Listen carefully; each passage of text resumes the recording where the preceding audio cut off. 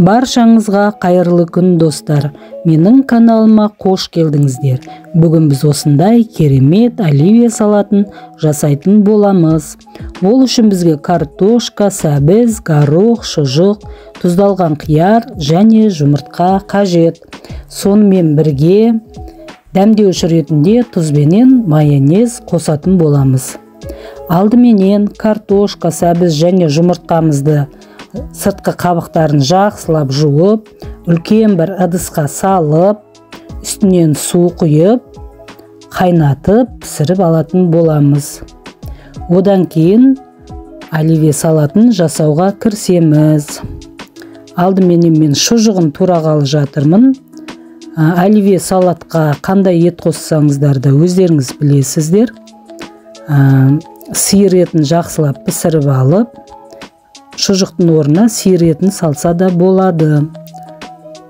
Одан кейін тұздалған қиярды да осылайша турап жатырмын. Ұзынша етіп кесіп аламын да, ұсақтап турап шығамын. Бұл оливье салатына қосатын заттардың барлығын осы бір формада турап шығамыз. Барлығын ұсақтап тураймыз. Жұмыртқаны да ортасындағы сарысын алып, ағын ұзынша етіп кесіп аламын да, бұны да ұсақтап шығамын.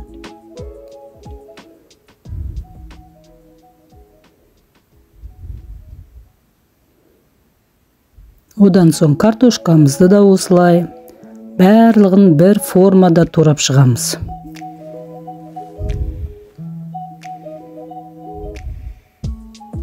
Сәбізді де осылайша турап шығамыз.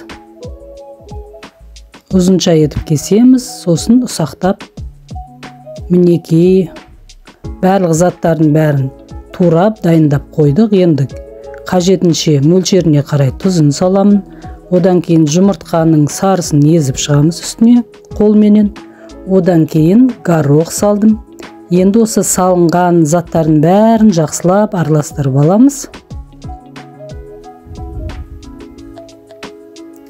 Дайын болған оливьемізді бір ыдысқа салып, кішкене үстіне майонез қосып, тағы да араластырамыз. Жалпы майонезді осылай дастарханға апаратын ғана осылай майонез қосамыз салатқа.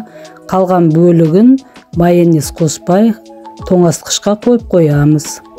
Керек қажет кезінде ғана майонезбен араластырамыз.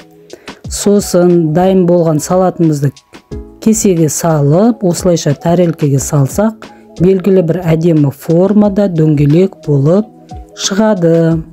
Мінекей біздің оливье салатымыз дайын болды. Егер сіздерге менің жасаған салатым ұнаған болса, лайк басып, маған тіркеле кетіңіздер. Сау болыңыздар.